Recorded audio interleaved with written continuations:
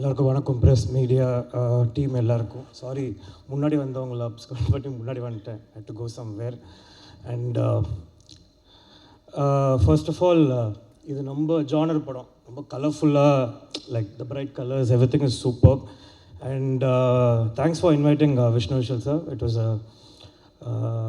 உங்களுக்காக, மெயினாக உங்களுக்காக தான் வந்தேன். Like you invited, it's so nice. And இந்த மாதிரி படங்கள், like Karthi sir said, is very important, where people come to theatres and have repeated watch, because these films will be definitely about experience, not thrillers. aduna like who done it, அந்த மாதிரி படங்கள் ஒரு இதுனா, these kind of films make you watch the film again and again. So அந்த ஜானரில் இருக்கிற படமாக இது இருக்குன்னு நான் நம்புகிறேன். And also I think it's a great debut for Rudra. And again Karthi sir சொன்ன மாதிரி தான், like I think as a brother you've done a phenomenal job to give such a big platform for your brother. And என்ன சொல்கிறது, ஒரே பையனாக பிறந்ததுக்கு கொஞ்சம் வருத்தப்படுறேன்.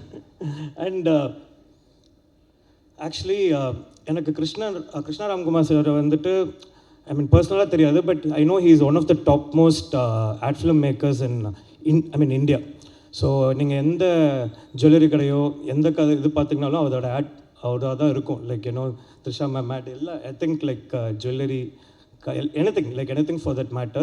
So it is like technically a very sound director who can present the film in a very beautiful way is what I was very confident when I saw this film. And அதுலேயும் மெயினாக Jen Martin, like he's doing a lot of waves now, like எங்கே பார்த்தாலும் அவர் music தான். So அவருக்கும் வாழ்த்துக்கள். And personally I am here for my best friend Mithila Palkar. And Mithila Palkar is debuting in this film. And Mithila Palkar என்னென்னா, ஓமை கடவுளையோட remake தெலுங்குல நான் பண்ணேன். அதில் வந்துட்டு மித்திலா பால்கர் தான் அனு கேரக்டர் ப்ளே பண்ணியிருந்தாங்க. One thing I can confidently say about her to our industry is, அவங்களுக்கு தமிழ் தெரியாது, பட் கண்டிப்பாக அவங்க டீமுக்கு தெரியும். when she comes and speaks the dialogue, ஒரு டைலாக் மிஸ் ஆகாமல் அப்படியே பேசுவாங்க. she would be very proficient because the amount of effort she puts into the film. ஏன்னா தெலுங்கு சுத்தமாக தெரியாது, எனக்கும் தெரியாது. அது கரெக்டாக இருக்கான்னு கூட எனக்கு தெரியாது. அஸ்டன்ஸ் தான் பார்த்து சொல்லணும், ஏன்னா நான் தெலுங்கு படம் போனது வேறு காரணத்துக்காக. அண்ட் மித்திலா பால்கர் அவங்க வந்த போது லைக் அவங்க லைக் இப்போ எப்படி சொல்கிறது, ஒரு ஆக்டர் வந்து நம்ம கியூ கொடுக்குறது அது இது இருக்குன்றது, I never had that problem with any of my films. But நான் மித்திலா பால்கர் வரும்போது டோட்டலாக தெலுங்கு வச்சு எப்படி பண்ண போகிறாங்க, நமக்கே யாராவது பின்னாடி தான் கியூ கொடுக்கணும், அவங்க எப்படி பண்ண போகிறாங்கன்னு சொல்லி எவ்ரி சிங்கிள் டயலாக் வேர்டு ஏதோ தெலுங்குலேயே வாழ்ந்து ஹைதராபாத்லேயே வாழ்ந்து பிறந்த மாதிரி லைக் அவங்க பண்ணுவாங்க. And I'm so happy that she's making a correct launch with the right people and right she asked me இந்த மாதிரி நான் படம் பண்ண போறேன்னு சொல்லும்போது it was like very beautiful, because I think she can't get a better launch than this. And I'm sure it's going to be a very happening year for you in Tamil. People will love you. Already they love you in little things. You have a lot of fans. They love you more, Mithila. And என்னை கூப்பிட்டதுக்கு நன்றி. ஒரே ஒரு தான், the songs are very brilliant. And also the title glimpse வந்துட்டு ரொம்ப இன்ட்ரெஸ்டிங்காக புதுசாக இருந்தது, ரொம்ப நல்லா இருந்தது. ட்ரெய்லர் அண்ட் படத்துக்காக நான் வெயிட் பண்ணிகிட்ருக்கேன். That 60 Ram song was also very good title track. And நம்ம wishing this amazing team whole hearted success. யா ப்ளே பண்ணுவார். ப்ளீஸ் வாங்க, ஒரு சில வார்த்தைகள் ஃப்ரம் யூ சார்.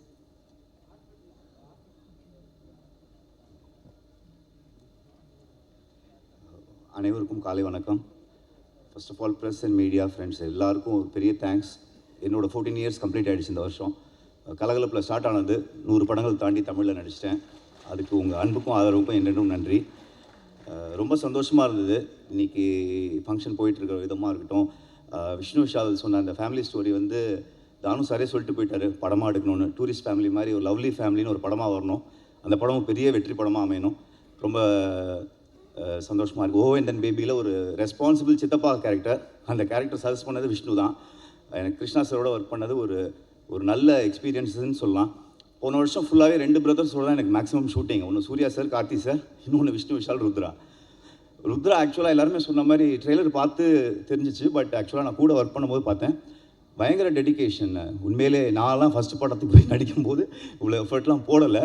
அவர் ரொம்ப சின்சியராக டெடிக்கேட்டடாக ஆக்டிங் நுவான்சஸ் கற்றுக்கிட்டு ஃபிசிக்கலாக எவ்வளோலாம் எஃபர்ட்ஸ் போடுமோ அதெல்லாம் போட்டு சேஞ்சஸ் எவ்வளோ கேட்டாலும் பண்ணுவாப்பில்.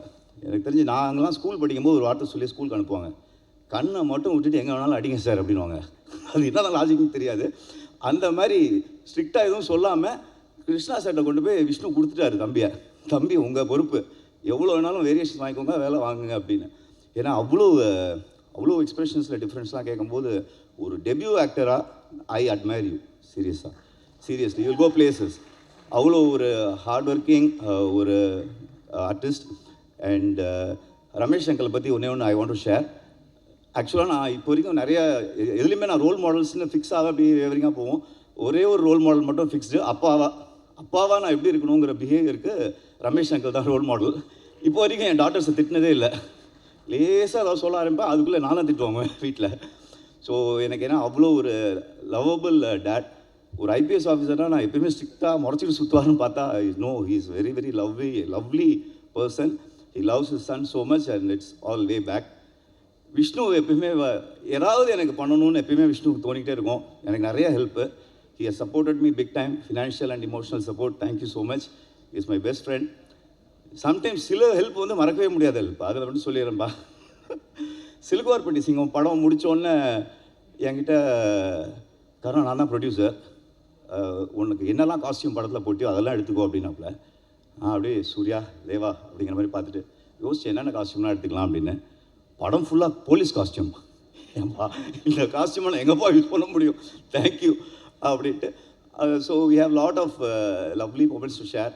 நான் லாஸ்ட் இயர் ஒரு தெலுங்கு படம் கமிட் ஆனேன். தெலுங்கில் ஒரு வார்த்தை தெரியாமல் போனேன். அப்போ தான் தெரிஞ்சுது லாங்குவேஜை கற்றுக்கிட்டு நடிக்கிறதுங்கிறது அவ்வளோ பெரிய சேலஞ்ச்.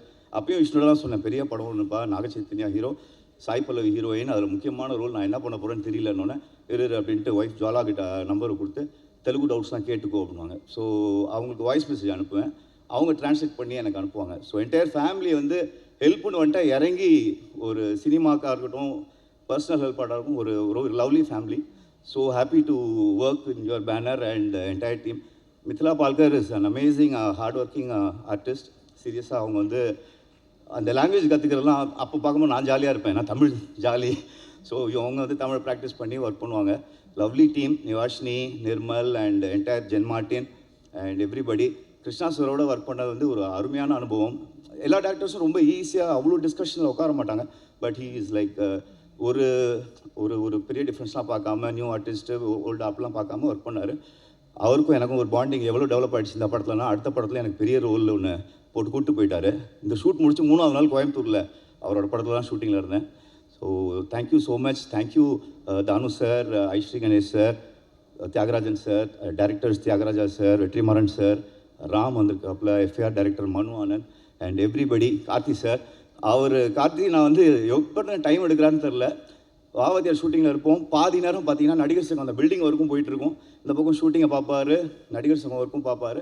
அதுக்கு நடுவில் ஃப்ரெண்ட்ஷிப்காக எல்லா ஈவெண்ட்ஸும் வந்து இனாக்ரேட் பண்ணி அதை கிராண்ட் ஆக்குறாரு. So lovely sir, thank you all, thank you so much. Once again humbly I want to thank. ஏன்னா நல்ல விஷயங்களை ஷேர் பண்ணாமல் விட்டா அது ரொம்ப டிலே ஆகிடுது. 14 வருஷம் நான் சினிமாவில் இருந்ததுக்கு மெயினான காரணம் உங்களோட அன்பும் ஆதரவும் தான். என்றென்றும் நன்றி. இன்னைய தேதியில் the most sensational producer. I heard that இந்த மாதிரி தமிழ் சினிமாலேயே இந்த மாதிரி ஒரு அனௌன்ஸ்மெண்ட் நடந்ததே இல்லையா. 10 ஃபிலிம்ஸ்க்கான அனௌன்ஸ்மெண்ட் ஒரே நாளில். The entire Tamil cinema is just buzzing with the news. And I am very sure அந்த அனௌன்ஸ்மெண்ட்ஸில் 10 படங்கள் அப்படின்னா அதில் ஒரு 3-4 இயக்குநர்கள் இங்கேயே இருக்கிறாங்க. Ishari Ganesh sir, thank you so much for being a very very promising and prominent producer in Tamil cinema. Your support means a lot to us. Please மேடைக்கு வாங்க, ஒரு சில வார்த்தைகள் அபவுட் ஓஹோ எந்தன் பேபி.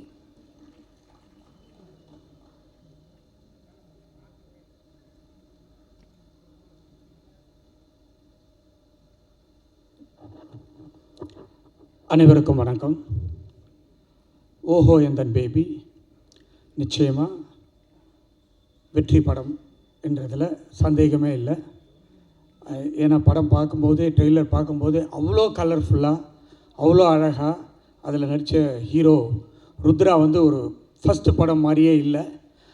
அதுக்கு முன்னாடி விஷ்ணு சொன்ன கதையை கேட்ட உடனே நான் வெற்றிமாறன் சார்கிட்ட சொன்னேன், சார் இந்த கதை சூப்பராக இருக்கு சார் அப்படின்னு.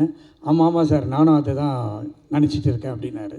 ஸோ அந்த மாதிரி நான் ஒரு எஜுகேஷனலிஸ்ட்டு, ஆனால் நான் மூவிக்கு வந்து நிறைய மூவி பண்ணிகிட்ருக்கேன். அதுக்கு ஒரு பெரிய கதை இருக்குது. அந்த கதை இப்போ சொல்கிறதுக்கு டைம் இல்லை. நான் என் கதை தான் பெரிய கதைன்னு நினச்சிட்டு இருந்தேன். ஆனால் இப்போது விஷ்ணு விஷால் சொன்ன கதையை கேட்டு நான் இன்னும் அதுலேருந்து வெளியவே வரல.